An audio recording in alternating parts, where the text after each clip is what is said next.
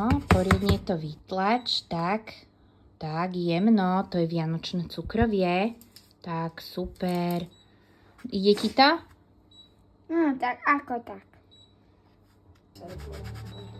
No, ako to robíš? Tak vážený, mne už pečie všetko cukrovie túto 8-ročný chlapec.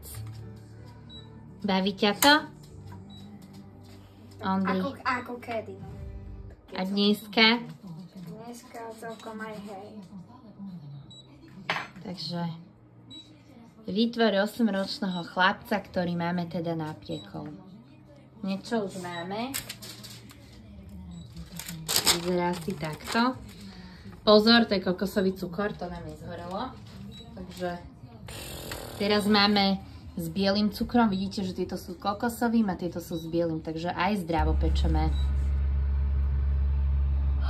Takéto cestičko, aby vám to takto držalo, je dôležité nájsť optimum múky a masla. Ja dávam maslo, nedávam žiadne margaríny alebo niečo také.